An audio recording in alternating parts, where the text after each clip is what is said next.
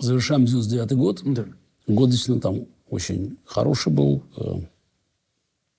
Тогда еще была попытка сделать первый Каспаров chess.com, в общем, в Израиле, но кончилась она тогда вместе неудачи вместе с этим интернет-доткомовским бумом. Но, в общем, все казалось очень хорошо складывается тогда. Ну, как всегда, когда хорошо складывается, значит, начинаешь... Жди беды. Жди, ну, по крайней мере, проблем. Дело в том, что все, конечно, было идеально, как бы, ну, действительно, пиковый момент такой, ну, в шахматах все было хорошо, и физическое развитие, то есть, когда пиковая физическая форма была все-таки там, 107 отжиманий на камеру все-таки, знаешь, то есть, как бы, вот все вроде казалось, вот просто сложилось. Но проблема-то, главное, не решена была, первенство мира. Так, кстати, в 99 году еще одно событие было, вот эта партия со всем миром. То, что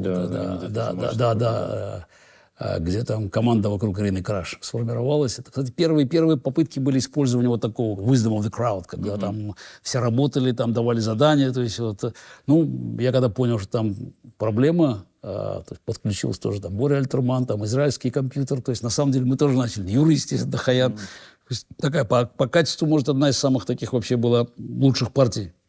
Потому что там все работало с компьютером.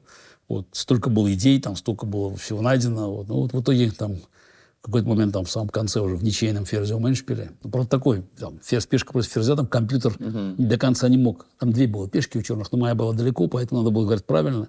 Что-то Ира Краш что-то отключилась один раз, и как бы они не угадали ход. Важно просто зафиксировать, что еще же был Лас-Вегас, который выиграет Халифман. Да. То есть там тоже... Чемпионат мира ФИДЕ. ФИДЕ, да. По нокаут-системе, да. Кстати, Крамник там опять провалится. Крамник там проиграл Адамсу, а Широв проиграл, по-моему, Несипиану. Причуды нокаут-системы. Да, я там как раз писал там свои комментарии. Там, значит, один из этих комментариев, он там, конечно, стал потом притчей во языцах, это о шахматах-туристах. Хотя, на самом деле, мне кажется, достаточно объективно оценил участников четвертьфиналов. Значит, я написал, что есть два фаворита. Это были Крамник и Широв. Там непредсказуемая Полгар, она там играла. Два очень сильных шахматиста. Это были Халифман и Адамс, соответственно. И туристы. Акопян, Мовсисян и Несипяну. Туристы. Как еще надо было квалифицировать на этом фоне? То есть, понятно, конечно, это обидно было, звучало для них. Но, тем не менее, как бы я никогда особо не церемонился, когда, значит, вот, давал какие-то свои оценки. Потом вот как раз партия с Мовсисяном в Сараево, это тоже будет вот отзвук этой статьи, он будет витать над этой партией. Это в 2000 году. Ну и кончилось победой Халифмана. Вот, финал Халифмана-Акопян. Пока он там, кстати, играл, там, в общем, как бы мы я помню, сидели на сборах тоже. Мы с Юрой за него болели, потому что пока он играл, как бы он не мог помогать там команде Краш. То есть, на самом деле это, мне кажется, показало определенную, высветило ущербность вообще всего этого, всей этой идеи, потому что чемпионом мог стать там практически кто угодно. Ну, не кто угодно, но, в общем... Ну, де-факто получалось, что кто угодно. Все-таки... Ну, так это система-то розыгрыш, она шикарная, она потрясающая, просто она не для розыгрыша звания чемпиона. Вот сейчас мы с вами разговариваем, идет Кубок мира, ну, супер интересный турнир. Это же по этой системе он... Естественно, Кубок, да, понятно. Да, то есть Кирсан Николаевич как бы родил хорошего ребенка, но не в том месте и не в тот час, как бы так скажем. Не, ну вопрос, какие функции к этому турниру придавать было. Да. Так вот, моя проблема все равно оставалась, как бы, она нерешенной. С каждым годом, несмотря на все победы, надо было как бы искать какое-то решение. Там, правда, там рекордный рейтинг уже там 28, там 50, по-моему, либо 51, я не помню, 51, по-моему, был. Но тут матча нету. И тут, вот я не помню, в какой момент, это, по-моему, в конце года, тут снова появляется Ким. Призрак. Из небытия вылезает, как бы, зная мою привязанность к цифрам, он говорит, слушай, говорит, тут 86-й год Лондон, он тут делал тогда матч с Карпом, он нашел там деньги. Причем всегда находил где-то деньги. Вот тогда, в 86 году, там нашел деньги там по-моему, мэрии Лондона, потому что там Тэтчер что-то закрыла, там какую-то лавочку, там их, вот это политическая разборка какая-то была, и освободились какие-то деньги. Ким обладал невероятным нюхом на то, что... На освободившиеся деньги, да. В 93 году там он, это London Times, вот это он как бы там, он тоже выжил деньги там. А в 2000 году он нашел этот Brain Games, там состоятельного человека, ну, какая-то своя тусовка была там, английская, интеллектуальная. И были деньги, значит, и он говорит, слушай, ну, сейчас матч организуем. Вот новый сейчас цикл. Нужен соперник. Нужен соперник. Ну, и тут нюанс в том, что соперник вроде бы есть Широв. Но он говорит, неинтересно просто, Широв, мы же все понимаем, чем это все кончится. Людям хочется зрелища. Я, в принципе, с ним согласен, потому что для меня матч на первенстве мира всегда был матч, лучших шахматистов, да. Поэтому я соглашаюсь. Забавно, что меня будут из-за этого тоже критиковать. Хотя, в принципе, к этому моменту Широв там откатился далеко назад уже, и по большому счету, никаких обязательств у меня перед ним не было, и не могло быть. Он там имел свой год собрать деньги. Что вообще нормально, если мы говорим про претендентов. Как раньше было, да? Ну, в 19 веке. В 20 веке тоже, между прочим. На самом деле, опять, это же возвращение к тому же самому спору, как говорится, вообще о звании чемпиона мира. Звание чемпиона мира, оно является собственностью чемпиона мира или организации. Я исходил из того, что, по крайней мере, до 2002 года, до того, как появилась там моя подпись под Пражскими соглашениями и Крамника, вопрос такой так не стоял, ровно потому, что ФИДE никогда не называл Ботвинника первым чемпионом мира. Более того, ФИДE никогда не рассматривал своих чемпионов, по-моему, Матисон, Боголюбов, Эйви, там же были свои чемпионы, чемпионы ФИДE, как реальных чемпионов. То есть это только сейчас появляются в книжке. Такой вопрос, да, виртуальный. Нет, виртуальный, но Ботвинник был 6-м чемпионом мира. Мы так считаем. И ФИДE так считает, Но сейчас ФИДE так не считает. Как? Ботвинник? Сейчас непонятно, что ФИДE считает. Сейчас непонятно, начать Халифмана кем считает. Нет, я еще раз говорю, перед тем, как дойти до Халифмана, надо начать сказать, Ботвинник 6-й чемпион мира. Что означает ровно одно, что ФИДE стал организатором матча за титул, который был создан раньше. Да. Правильно? Да, он 6-й. Конечно. Ботвинник не стал первым чемпионом мира. Значит, это означает, что ФИДE только организатор, а не владелец титула. Потому что у ФИДE были свои чемпионаты мира, которые просто были благополучно забыты. Я же говорю, там Матисон, по-моему, Боголюбов и Эйви. Если смотреть на чемпионов ФИДE, или в каком порядке они были. Это звания были, более того, по-моему, там и Эйви, Боголюбов как-то использовали их для матча с Алехиным. Я детали уже всех не помню. Но это с 24 года у них это существует. Но Ботвинник был назван 6-м чемпионом мира. Поэтому никаких вопросов быть не может здесь. Есть сегодня Димки является 17-м чемпионом мира. Ровно потому, что Магнус отказался играть. Ничего сделать нельзя с этим, да. Но никакая другая хронология, она не вписывается в общую историю. Потому что Халифман, Касымджанов, Пономарев, это есть такая побочная ветка историческая. Знаешь, бывает династии, побочные ветки бывают. Тут, понимаете, все-таки тут такие вопросы сложные. Их надо как-то решать. Они так просто не решаются. Например, ваш матч, о котором мы сейчас будем вскользь говорить, матч с Крамником, но при всей моей любви к Крамнику, отбора-то к нему никакого не было. Опять, секундочку, нет, это уже следующий вопрос. Как-то нужно это все выстроить в какую-то логику. Нет, понятно. Понимаете? А почему мы матч вообще чемпион мира? Крамника мы называем чемпионом мира? Ровно потому, что он выиграл матч чемпиона мира. Да. И все. Да. Почему этот матч состоялся, это следующий вопрос. Но стать чемпионом мира можно, обыграв чемпиона мира, или выиграв матч, и чемпион мира уходит куда. Как Фишер не отказался играть. Или сейчас Магнус отказался играть. Там была система отбора. Как и почему Крамник играл матч, это следующий вопрос уже. Очевидно, что матч на первенство мира все-таки должен, по идее, включать сильнейших шахматистов. В принципе, же так же это все было. Наверное, да. В стародавние времена все-таки, мы понимаем, может, какие-то были левые матчи Стейница. Тем не менее, матч Стейниц-Чигорин все-таки, например, было понятно, почему они играли между собой. Нет, любой матч, который играет чемпион мира, это матч на первенстве мира.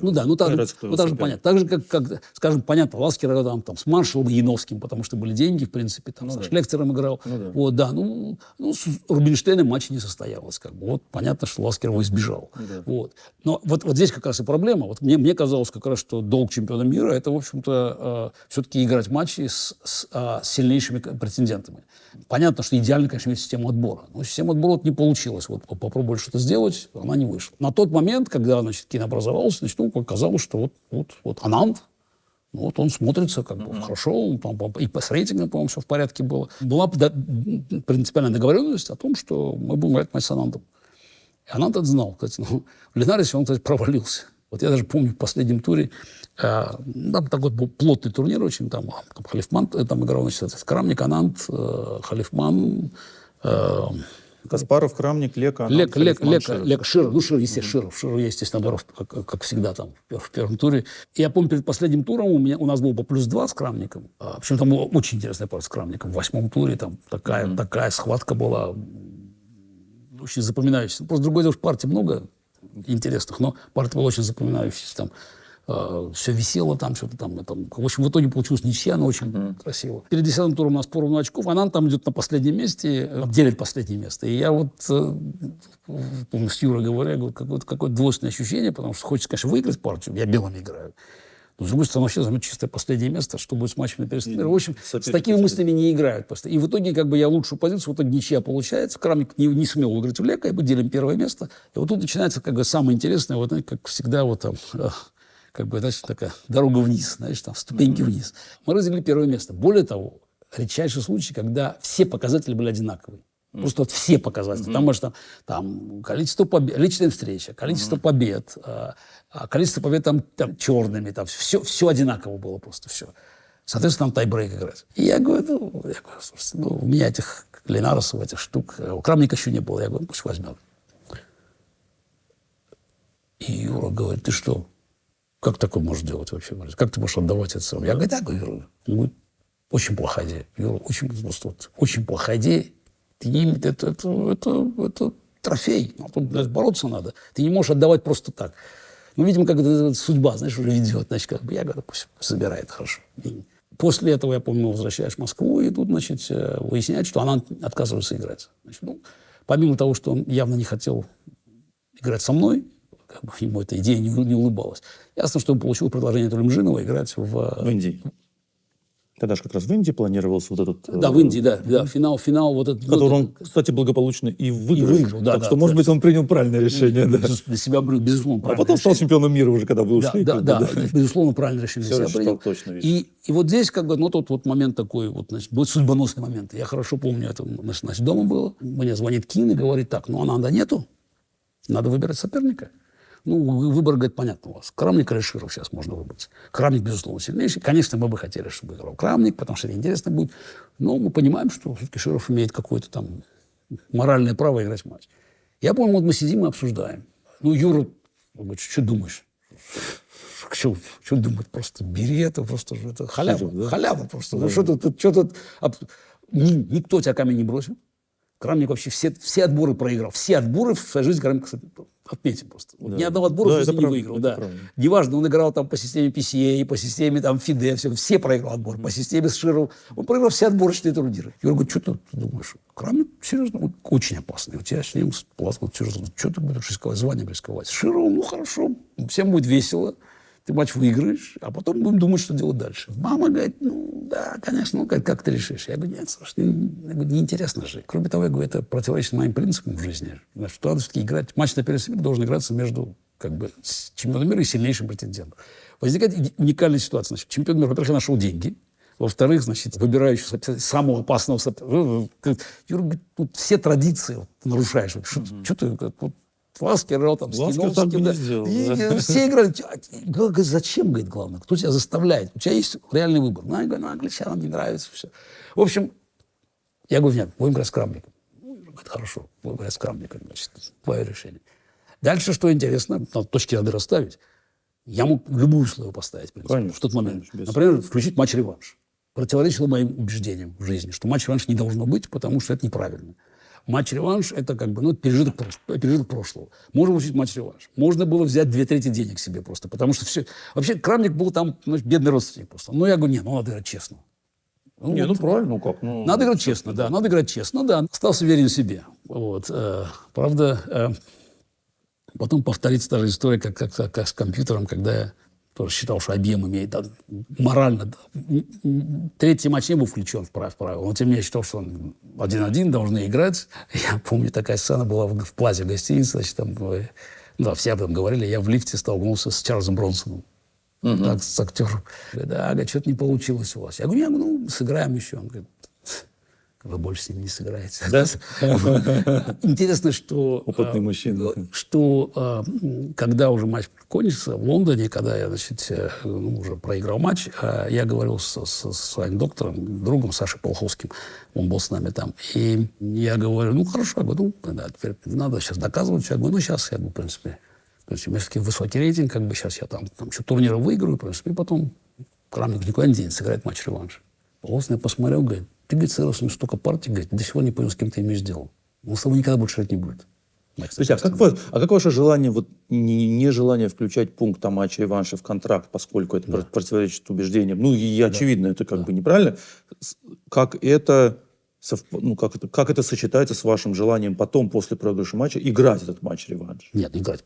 Я считал, что их вот один из моих потенциальных доноров после Астаны, после того, как я выиграю турнир в Астане, как бы, опять, это же немножко другая система отсчета. Совершенно очевидно, что матч на первенство мира, если следовать этой логике, должен играться между сильнейшими шахматистами. А на тот момент понятно было, что Крамник, в общем, был, скажем так, на тот момент еще случайным чемпионом мира. Просто вот получилось у него. В принципе, да. Другое дело, что внес потом, понятно, оказалось, что там большой вклад и в дебютную теорию, и Берлин, это как бы революция была, что тоже показывает на самом деле, что как бы его там достойное место в пантеоне чемпионов. Потому что Крамник это Калифман, Касымджанов, Пономарев, там много людей можно перечислить. Крамник это эпоха в шахматах.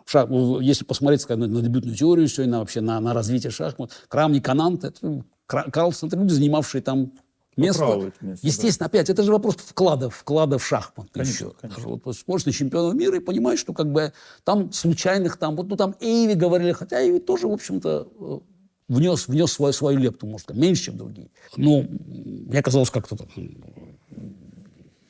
Системы розыгрыша все равно в тот момент никакой не было. Но все-таки они начали ее формировать и в итоге сформировали. Надо сказать, что в итоге все получилось как бы... Никто тогда, может, этого не предполагал, но оставалось несколько лет, и в итоге мир-то объединился шахматный. После там... Ровно потому, что я просто уговорил Бесселя это делать. Вот и все. Как бы. На самом деле никаких других причин. По порядку. Эта тема интересная, я их ни в коем случае не хочу замалчивать, только давайте по порядку. Да. Вы выбрали, значит, Крамника. Крамника, да, выбрал, да. Очевидно, самого неудобного для себя соперника. Да, у вас просто с ним там был на тот момент... Равный счет. Просто равный счет. Просто равный счет, да. И он не уступал ни в блиц, ни в классике, то есть везде напряженнейшие партии, очень интересные партии. Мне хотелось просто когда-то челлендж, надо подготовиться. Да. Более того, я действительно по-настоящему готовился летом. Вот я даже помню всю подготовку. То есть на самом деле все было как по-настоящему. Другое дело, что опять, если посмотреть, даже матч игрался уже не совой, а где-то бог, где-то за дворках играли мы. То есть на самом деле все-таки все... чуть-чуть уже, да. Было не то. Это был не 93-й год. Хотя матч на самом деле был между сильнейшими шахматистами. И я действительно к нему подготовился. Я помню, очень такую большую поляну взяли. Но здесь уже допускаются, видимо, когда суждено, допускаются ошибки. То есть я, например, считаю, что хорошо обойдусь без сильного спарринга, как в 95-м году. Поэтому там Харлов, Кабалия и Юра. Но это, конечно, все-таки неправильно. Надо было, конечно. Я вносил предложение ряду шахматистов, но как-то никто не хотел этой ассоциации. Я понимаю, что просто все хотят, чтобы Крамник выиграл, потому что меня все устали уже, понятно было. Но это была первая ошибка. Вторая, самая грубая ошибка была, я считал, что тут компьютеры сейчас. Сейчас мы, 99-й год, сейчас мы все раздраконим. И самая принципиальная ошибка, конечно, Грюнфельд. Это то, что я делал базовый дебют, и мы, значит, Грюнфельд удержим. Просто все. То есть это же надо в нем была одна дыра, есть система, которую мы не смотрели, это конь F3, слон E3, то, что Крамник будет играть. А я считал, что как Сермолинский у меня было, в принципе, буквально чуть-чуть. Я не знаю почему. Вроде бы надо было начать смотреть по-настоящему. Анализы в вариантах, то, что там Крамник играл, слон C4, с Шеровым, жертвы пешки на 2, жертвы качества. Там были анализы колоссальные. То есть, на самом деле, столько интересных анализов было сделано. Но всякие варианты с G3 там были. То есть, столько было разработок. Белыми Челябинский, Раузер, на самом деле. Каракан начали смотреть. Вот тогда, в принципе, даже Крамник еще не играл. Французскую. То есть, там дебюты. Берлин не смотрели, понимаешь, просто, да, это как бы на карте не существовало. Не было такого дебюта. Значит, Даже немножко там какой-то Архангельский посмотрели, там, в принципе, там в конце я все-таки Микки Адамса привлек. Микки приехал в Москву там на последнем этапе. И я помню, как раз обсуждаем все-таки, и я еще с Сережей Шиповым еще тоже играли тренировочной партии, как бы общались. Еще, по-моему, Боря Гулько мне сказал, что это там какие-то в C4, там какие-то, там я попросил вещи его сделать для меня в английском начале. Потому что белыми, как бы, я считал, E4 основной ход, C4 тоже можно поиграть. То есть, на самом деле, я считал, что я был готов очень... русскую партию смотрели очень много, да. Там, тоже идей там. То есть, вот по всей поляне, где Крамник мог там, куда мог прийти, там, везде что-то было готово. Много очень идей было готово. Они, кстати, начнут работать потом, там, в 2001 году. Крамник, кстати, интересная вещь, он там еще сыграл с Е4 в Леко, с тренировочной партии. Я начал... А так он игрался на Е4 в Блиц. Время было потрачено еще на ход Е4, хотя Юра тоже говорит, Данил, слушай, тебя запускает, просто никакой Е4 не будет. Всякие там стрелянские с С3, но тоже потратили время на это. Но считали, что нам на все хватит просто. Уже мощный. И компьютер был, кстати, в Лондон привезли там из Израиля уже мощную машину. То есть, как бы, И помнишь, Сережа говорит, что? Говорит, кроме Гриффина ничего играть не будем. Зачем? Там приняты ферзевы, там я посмотрел, там на всякий случай, как паллиатив. Но все-таки там почувствовал, там что-то там начали смотреть там новоиндийское. Там. Мне казалось, подготовка была идеальной. Готов я был действительно вроде и душевно хороший. Но бывает, как это все захватил, не судьба. Берлин пришел. Причем интересно, что...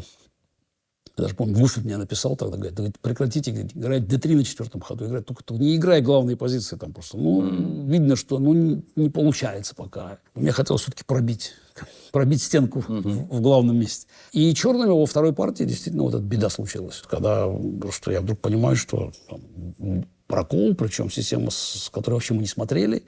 И я перестаю Грюфельд играть. То есть, на самом деле, уже там, после первых двух партий ситуация катастрофическая. Это было психологическое решение, или вы понимали, что вы не поднимете вот этот пласт позиций просто? Или почему прекратили играть в Грюфельд? Вот это хороший вопрос, ровно потому, что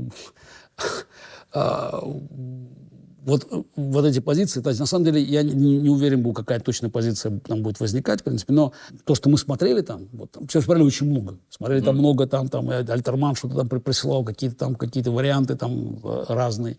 Но вот эти яншпильные позиции, что-то мне показалось, что все-таки психологически к таким яншпилям был не готов. Потом я, кстати, довольно легко в Астане ничью сделал. Когда я уже успокоился, мы играли с Крамником, я довольно легко ничью черными с ним сделал в этих... То что-то просто как-то... Опять, когда не складывается. Еще Берлин появился. То есть, на самом деле, вдруг выяснять после двух партий -1. И нет дебюта. И проблема черными с дебютом. То есть, на самом деле... Я привык работать там по 12 часов там, на матчах, но просто и не складывается. На самом деле все не складывается. И так не складывается. Причем нашли, например, совершенно блестящую идею, я придумал ночью, когда в 8-й партии жертвы пешки. Немцовичи. Да. И уже казалось, и все равно сам соскакивает. Но 10-я партия, конечно, просто надо добивать, потому что идет очередной Немцович, Е3 пошел. Я же... как можно было не пойти там, причем там позиция возникала очень опасная для белых. Как красиво, там, слон Е6, но не бей эту ладью, черт, пойди там ладья С7, там, и там, по-моему, ход. И там вообще не... Надо было взять на ладья С7, там, взял ферзь Б4, там, просто там, какая-то там позиция, просто безумная позиция возникает. Ладья С7 пойти. Ладья С7, да. Ладья С7 на слон Е6, конь G5, ферзь Б4. Хотел посмотреть. Конь F7, слон С5. И... Хотелось бы увидеть, как говорится, маэстро ход. Весь матч все не складывалось. Просто до конца. Вы еще выиграть не могли никак? Все сбивалось. Все сбивалось. А у него все получалось? А у него все получалось. Да. И по дебюту попал везде, да? Попал везде. И играл хорошо очень? Играл очень, да, очень, как говорится, свои шансы все аккуратно использовал. В общем, да. Опять, наверное, настало время, как Юра забронзовел. Вот эта его фраза такая. Там, причем у меня даже какие-то были мысли безумные. Там, я Волжский гамбит хотел сыграть. То есть, на самом деле, впервые не было гибкости перед подготовкой. При том, что времени было достаточно, и я мог бы спокойно те же Немцовича подготовить, в принципе, и D4. Но идей было много, на самом деле. Получилось так, что мы приготовили там большую территорию, в принципе, там 90% того, что подготовили, территория, на которой мы готовились, она... А у него был маленький. У него был план, который кусочек. сработал, да. Абсолютно четко. Он был гораздо лучше, как говорится, психологически подготовился, как бы четко видел как бы концепцию свою. Потом, все-таки опыт 95-го года. В общем, Юра был прав, когда он еще говорил, что нельзя как бы ставить, как бы, все так на попа. Зачем, главное. Ну, так вот получилось. Но это был такой локальный конец света, или вы отнеслись к этому? На самом деле это такой шоковый момент был, в принципе. Но, с другой стороны, знаешь, как бы все же в жизни кончается. Как бы я в какой-то... Конца света не было, на самом деле, потому что, во-первых, я считал, что я все-таки сильнее в шахматы играю. В следующие несколько лет я буду пытаться играть матч на первенство мира, потому что я все считал себя сильнее. Более того, я, скорее всего, буду сильнее остальных. До какого-то момента меня будет двигать вот это вот желание все-таки это доказать.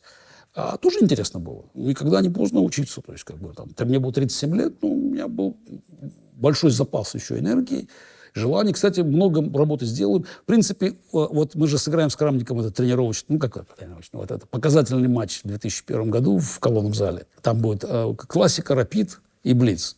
Я вообще не помню такого. Ну как, мы сыграли 4 партии классика, 4 ничьи было. Крамник явно на отбой там как бы. Вот потом был рапид. Это разные матчи были. Да, вот я сейчас понял, что А потом был рапид, я там выиграл первую партию, потом, значит, и проиграл шестую лучшую позицию белых. 3-3 стало, а потом в одну калитку загнал в блиц его просто. Что я думаю, для многих был шоком, потому что когда это еще миф такой, что я плохо в блиц играю, хотя так на самом деле результаты, если посмотреть... Нет, мифа такого, мне кажется, не было. Просто редко играли. Ну, редко, но тем не менее... Миф, что вы в них не играете. Тем не менее, как бы матч кончился в одну калитку, причем я очень хорошо играл. 6-2 был счет после 8-й партии.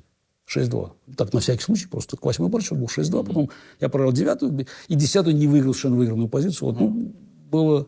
Я даже помню, как там Саша Жуков, который открыто болел за Крамником, вот, председатель комитета, он сказал, ну, прекрасно, все хорошо, играли наши ребята, все, значит, да. Ну, сначала один выиграл, потом второй выиграл, я так посмотрел, ну, Крамник как-то там выиграл одну партию все-таки, так я-то там серию выиграл все-таки. Получился этот матч, потому что Карпов отказался играть, потому что идея была играть тройной, 12, 13, 14 чемпиона мира. Но у нас всегда кто-то соскакивает. Ну, конечно, Карпов соскочил ровно потому, что как бы там Илюмжинов приплатил. Причем мне просто предлагали тоже, вот, естественно, пришел тогда Макаров и сказал, что ну, тут пора, тут Илюмжинов готов хорошо заплатить, пора играть. В этом я принципом не торгую, как бы, какие разговоры. Я не рассматриваю это мероприятие как первенство мира, поэтому... Да, в том году как раз Анант выиграл у Широва финал в Индии.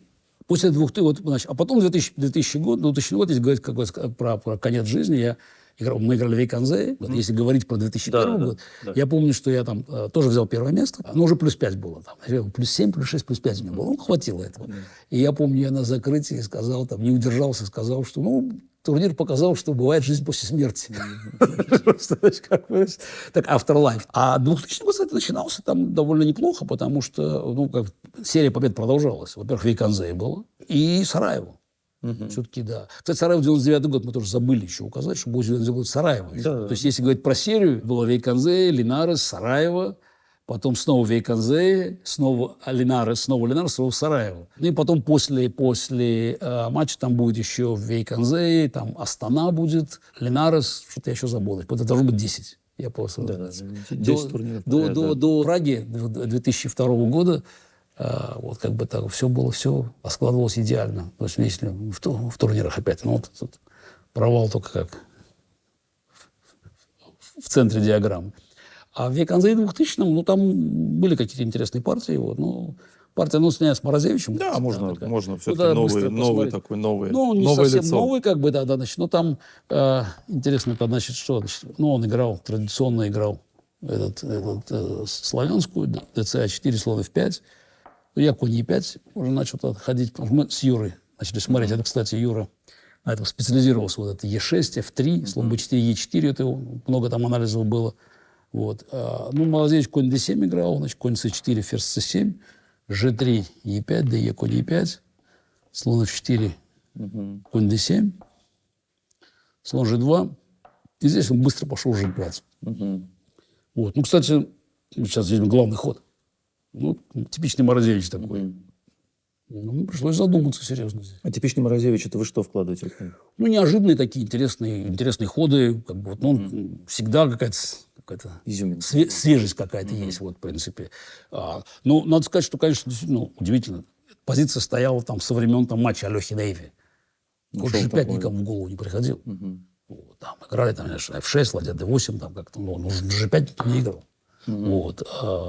Я вообще сразу понял, что серьезно очень все. Я так посмотрел там, конь E5, ну, слон E5 сфер, D4 что-то, я не знаю, конь E5, конь не нравится мне. И довольно быстро понял, что самый лучший ход, конечно, да, вот, по крайней мере, я свои плюсы имею. Конь E3, G в конь F5. Значит, там рокировка, ферзь C2. Ну, это сейчас как бы есть там табия. С нее начинается там. В принципе, у черных нормальная позиция, потому что я потом ее за черных смотрел там через пару лет. Там, ну, нормальная игра. Но она, на самом деле, очень, очень необычная. И здесь Морозевич не до конца как бы в них, потому что, ну, возникает такая сложная очень позиция. Он, по-моему, побил на G3 плохо ход сделал. Он сыграл конь G4. Или конь G4 сыграл, да. Он сыграл конь G4, да. Вот, ну, опять, он пытается как-то здесь там наскоками. Но этот ход неудачный, потому что, значит, конь G4. Здесь я пошел опять, да? FG. Я пошел опять. Да. Я здесь опять пошел. Но я нахожу очень важную идею здесь, в принципе. FG, HG. А6. А6, ладья А4. Ладья выскочила очень. Да, ладья. Так, а вторая войдет в игру отсюда просто. Они же, ладья же входит в игры неожиданно по этим. Конь F6, да, он пошел? Конь D-F6. И конь E4. На самом деле, начать менять фигуру надо и слабости использовать. Конь E4. Взял. Конь 4, слон 4. H5. H5. Слон F3, да? Нет, король F1. Или король F1 пока. Ну, сейчас первого короля. Ну да, все здесь. Ну, белые явно добились, что здесь у черных не получилось играть здесь.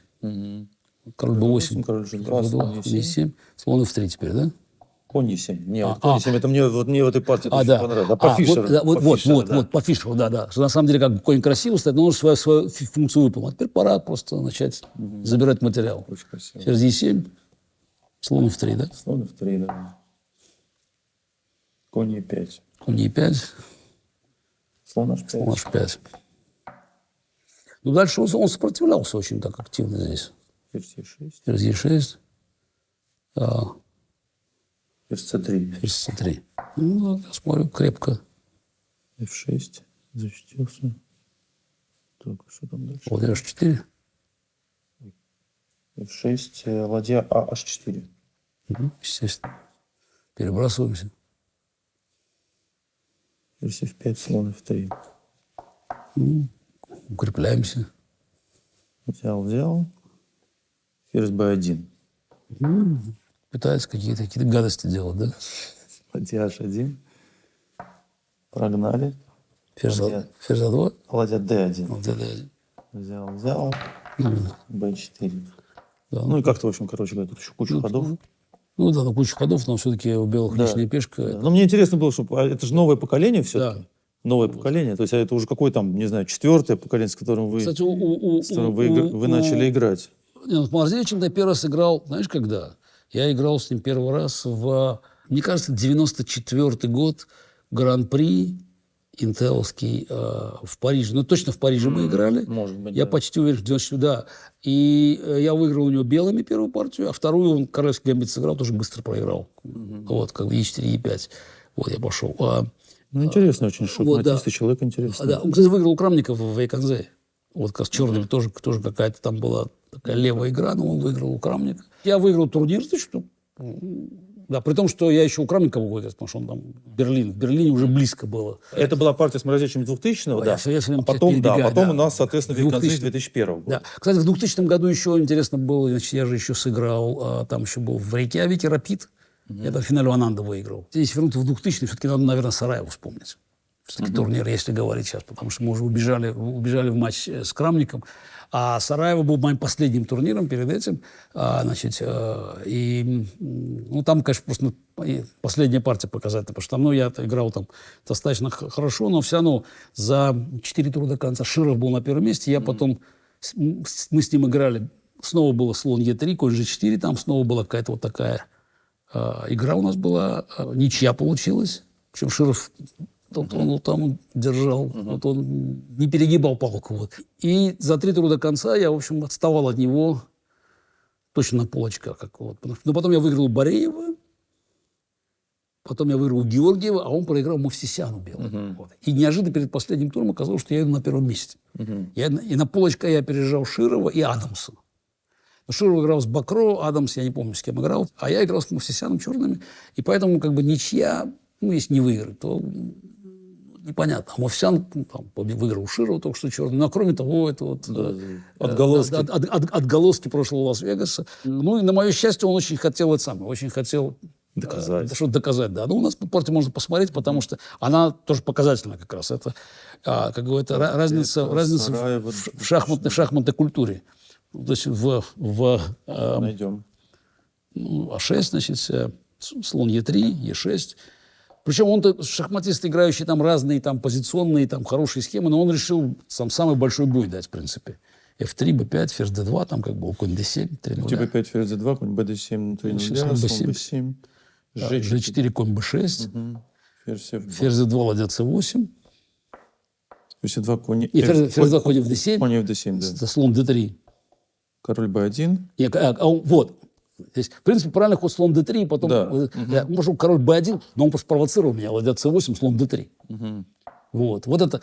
И для меня вообще вариантов разговора не было, конечно. Я просто побью на C3, потому что как бы так надо играть в шахматы. То есть опять, это уже как вот тебя воспитали просто. Для меня здесь вариантов никаких нету форсированных. Просто я считаю, что эта позиция, она уже очень хорошая, потому что пока на доске тут ферзи, миттельшпиль, что ладья, что конь, какая разница? И то фигура. Вот. А только у белых открытый король. Поэтому все остальное уже не имеет значения, потому что у ладьи пока линия не действует, потому что это конь с А4 ничуть не хуже, чем ладья на H1 стоит. Вот. А у белых король хуже. Все остальное уже не имеет значения. Дальше просто надо как бы найти правильный способ это все сделать. Значит, я пошел ферзь C7, значит, он пошел конь Е2 здесь, да? Да. Конь А4, да? Я пошел слон Е7, там H4. G5 он сыграл. Или G5. G5 2-0. 2-0. H4, конь А4. Конь А4. Так вот, после партии, значит, он когда уже смотрели, он говорит, так я сыграл много партий с Ван Вели в блиц. Убедительно. Да, в блиц, значит, да. Но Ван Вели never castled. Никогда не рокировал. Вот это еще один показатель. Просто они говорят блиц, а как не рокировать можно? Ну, здесь же атака будет. Понятно, но зато вот тут... То есть, опять, я какие-то вещи делал просто автоматически. Я же не мог здесь все посчитать. Мне совершенно было очевидно, что эта позиция у черных хорошая. Я не знаю, лучшая. Но она хорошая, потому что атака белых... Понятно, белые тоже будут атаковать сейчас. Тоже будут атаковать, и это тоже достаточно опасно. Не будем, как говорится. Но мы здесь должны быть быстрее. Более того, у нас тут масса возможностей, опять, именно связанных с тем, что белый король все-таки менее защищен, а при наличии такого количества фигур разницы там, между конем и ладьей пока не ощущается. Более того, я говорю, этот конь там выглядит очень, очень интересно. Значит, я пошел здесь... Слон C1 он сыграл. Да, после коня 4. Конь, слон C1. Ну, я не уверен, что хороший ход сделал, как бы, но он просто считает, что... Опять, не очень хороший. Да. Надо торопиться белым было все-таки, как бы, да. Но он профилактикой начинает заниматься. Конь Е5. H5. H5, D5, да? Да. Мы начинаем открывать все. В конце концов. Вот. Ферзь H2. Ферзь H2, слон D6, да? Вот, ну, видно, что уже черные все-таки начинают двигаться. Ферзь H3. Ферзь H3. Ну, посмотри на ферзя, ну куда здесь? Здесь где здесь B4 пошел? Конь CD B4, да, по-моему? Конь D3, да, CD B4. Вот, ну вот здесь ровно то, о чем я говорил. Неважно, как материальное соотношение здесь, потому что белый король полностью открывается уже. Все, здесь сейчас по линии, все-таки ферзь тут, король тут. Да. Значит, да. ЦБ он сыграл. ЦБ. Харакири. Ну, с другой стороны, С4 надо было ходить, что ли, здесь. Но там тоже позиция, по-моему, конь С3, по-моему, очень сомнительная же. Если я правильно помню. С4, по-моему, конь С3, да? С4, ДЦ. Или ДЦ, БЦ, конь С3. Да? ДЦ, Ж6, ЦД, ладья Д3, ладья С8. Ну, там... Тут видно уже, что... опять еще, черный быстрее, как бы здесь. Просто черный реально быстрее. Вот. А тут ЦБ побилась на Б4. Да. Слон Б4. Нет, ЦБ ладья С8. А ладья С8, да. О, здесь же теперь же сейчас начинаем сюда нападать. Ладья С8, король А1. Король А1. ДЕ. ДЕ. Ну теперь еще есть красивый ДЕ теперь вариант. Теперь на Фе слон Е4. Так и есть. Да, Фе слон Е4. И теперь брать нельзя слон Е5, конь d4, бьем на d4, ферзь 1 мат. Здесь просто слон бьет Е4. G6 он пошел здесь, да, по-моему? Да, G6. Слон взял, да. Слон H1, G. Ферзь H1. Ферзь H1. Слон B4. G, король F8. Король F8. Ну, тут все-таки мы же быстрее атакуем. Да. Ферзь G2. Ферзь G2. Так ничего он не успел сделать в этой жизни. Нет. Ферзь G2. Ладья B8. Ну, на мат напали. Слон B2 он пошел. Слон B2, конь B2. Конь D4. Конь D4. Конь D1 пошел. Да. Конь E6, король F7. Да. Конь E6, король F7. От мата не защититься никак или что? Ну, ладья лишняя вообще-то. Немножко. Ферзь теряется. Немножко ладья лишняя. Сейчас ход белых? Да, белых. Нет, солнца нет защиты. И тут материалы собрали. Да. Кучу. Вот. Потому что это, я даже записал тогда, я помню, какую-то такую маленькую программу, называлась «One Valley Never Castle». «One Valley» никогда не рокировал. И это, кстати, интересный момент, потому что какие-то вещи, вот, они на таком уровне, почему я сказал, такой генетический шахматный код. Просто для меня вот, вопрос вообще не было. То есть, как бы, вот, мне не надо знать, Castle, там, не Castle, One Valley, понимаешь, как бы, я не считаю уже вариантами конкретно. То есть, понятно, что после ладья C3 у черных хорошо. Это допускать нельзя.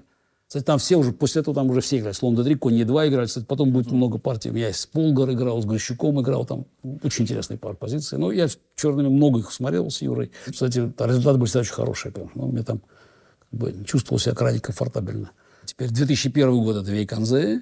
Тоже там был, кстати, вот, интересный момент психологический. Потому что первый раз играл все-таки не в звании чемпиона мира. Ну, за много лет. Там тоже как-то вот, ну, аж как пойдет дальше все, вот, что получится. Начал с 2 побед, там, правда, я выиграл там у Матевикова и у Федорова, 2 партии черными. Ну, как-то все так уважительно посмотрели, что... А потом с Анандой была интересная партия, мог выиграть тоже белыми. Потом, по-моему, с Васей была ничья, по-моему, в 4-м туре, тоже такая короткая, боевая. А потом не выиграл у Крамника, кстати. Там. Причем, интересно, ну, у меня был там небольшой период в Берлине, но Крамник просто подставился в один ход. Просто вы не заметили? Ладья H5, G4 сдался сразу. Да. Я все равно, видимо, выигрывал там. Все равно выигрывал. Но просто интересно, напряжение такое было, что были постоянные подставки. Хотя там, я помню, Юра там меня хвалил. Ну, там какие-то ходы, там B4, это хорошо играл. Но на самом деле, вот впервые, на самом деле, уже начал к Берлину пристреливаться. Астана же не случайно будет. То есть я уже вот паники лондонской не было. И у Крамника начались проблемы со мной вот в Берлине. Потом был Линарес. Яркий турнир, ну, там, правда, там не было ни Крамника, ни Ананды уже, они все, как бы, все там соскочили. Значит, там играли, получается, кто там играл? Лека, Карпов играл, что Карпов там играл. Лека играл, Карпов играл, да, Грищук играл, первый раз я с Грищуком играл, вот, Полгар играла. Ну, и вы там выиграли как-то очень жестко. Нет, я там выиграл очень сильно, я выиграл +5 там турнир, а все остальные набрали по -1. Да. Вот. Но Линарес уже немножко начал задыхаться, да, как турнир? Ну, почему? В 2002 году все просто тут была когда пересменка была, потом все вернулись обратно.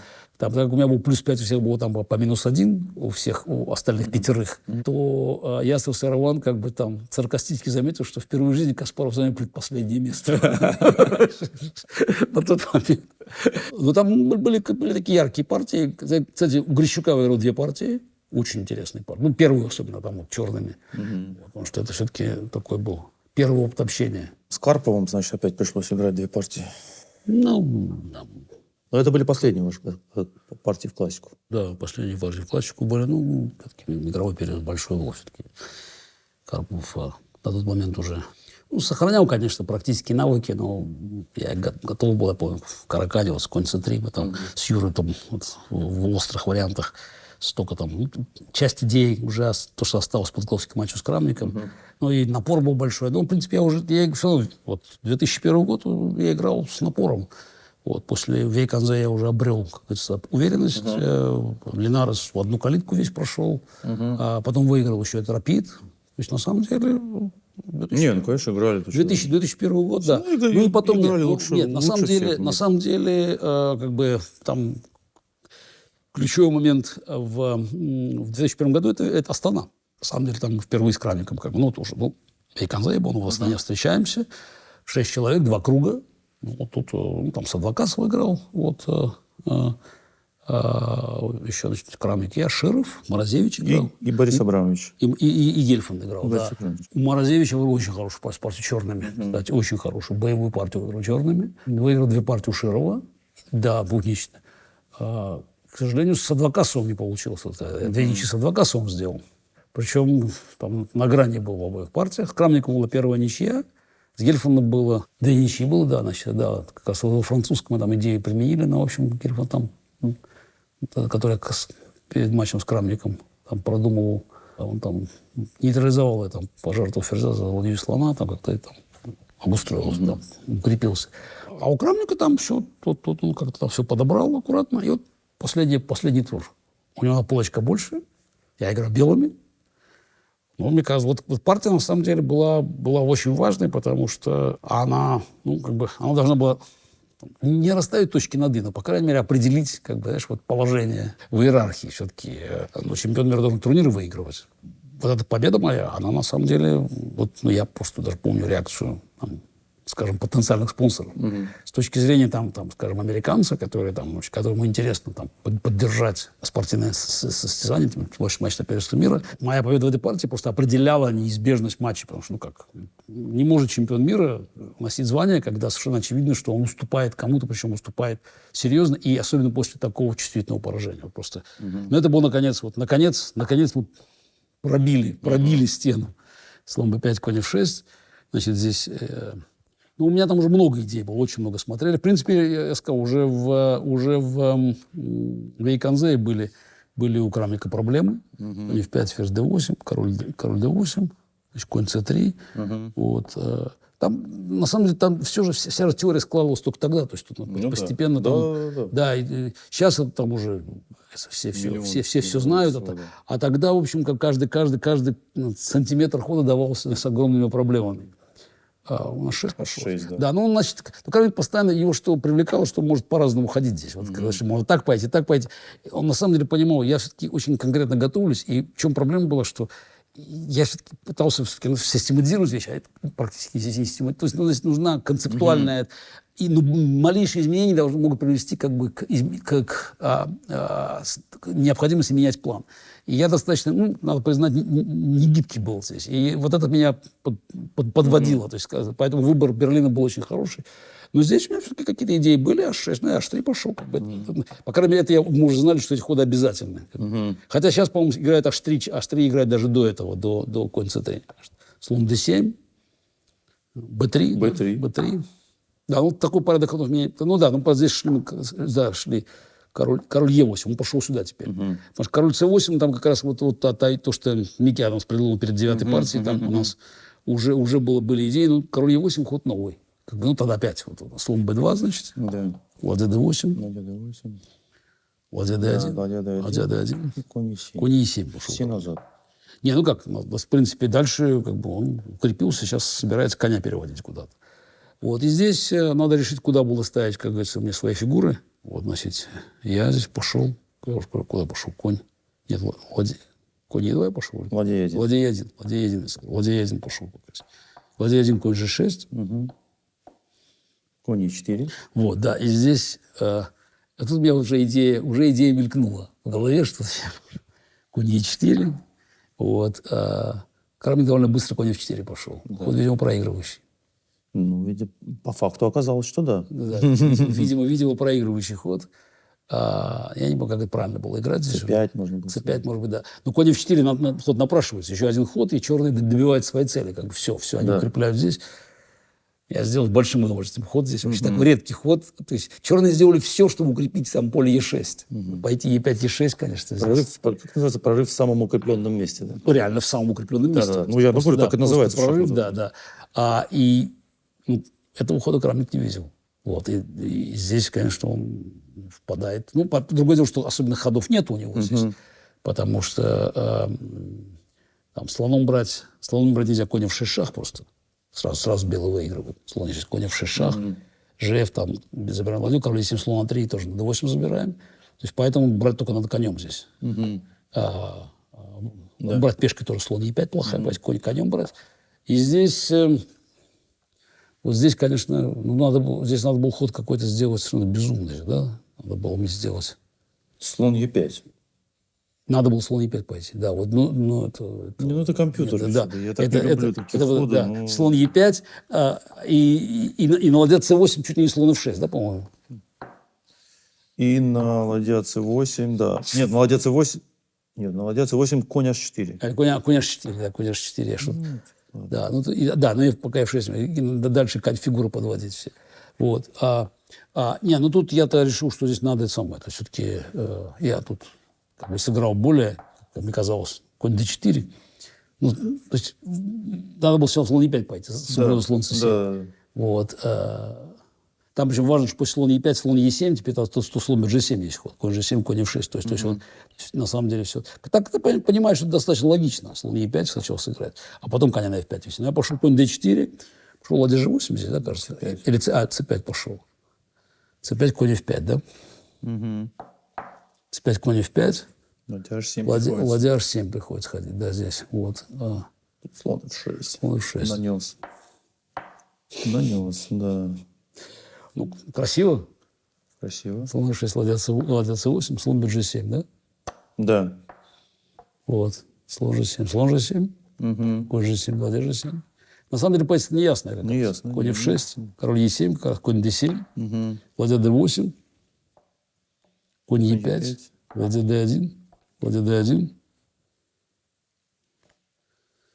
И здесь пошел крамник конь f4, конь f4, король h1, да? Да. Вот важный ход. Кстати, я увидел, почему я сыграл король h1, потому что как кажется, что черный отыгрывает материал, король h1 брать нельзя из-за конь d3. Важно, только сюда надо пойти королем. И здесь. На конь g2 ладья g1 выигрывает, а на ладья g2 конь d3. Вот. То есть поэтому важно сюда было уйти. Вот, тем не менее, позиция не ясно. Ладья g5, да, пошел? Да. Ладья g5 сыграл крамник, конь g4, ладья d5, да? Да. Ну, кстати, это типичная ситуация. Черные как бы все это сдают здесь, но белых пешки тут слабые, и ясно, чем оно все кончится. Я хожу ладья e1 шах, понимаешь, менять нельзя, король f8, побил на h6, ладья d2. И я пошел здесь ладья e5. Вот это сильный очень ход. Вот я очень гордился. Ход ладья e5 сделать. Он, правда, не выигрывает партию, но создает большие проблемы. Вот. Здесь крамник ошибся, да, если я не ошибаюсь. Ладья f2 сыграл, да. Это плохой ход. Зевок. Да, вот ладья f2 плохой ход, а правильно было ладья... Король g7, что ли, был правильно? Ладья c2, как король g7, ну тут опять все это. Ну да, правильно было. Но опять все-таки тяжелая партия, в принципе, он уже ладья f2, ладья f5. И выясняется, что клиническая проблема. Связка король g7, конь g4, конь g4. Но он побил на g2 уже, потому что иначе просто терять. Ладья g2, ладья f4, ладья c2, ладья f2. Вот. Ну, пешку ферзь я все-таки провел. Ну, не провел, просто дальше. Это безнадежно. Да, естественно, конечно. Естественно. Я был очень горд партией. Все-таки это такая победа. Вот, еще в Берлине. Но становится очевидно, что ничего происходить не будет как бы здесь. Матч не светит. И поэтому как бы моя энергия начинает в другую сторону уходить теперь. То есть, потому что я считаю, что все-таки я имею право играть матч на первенство мира.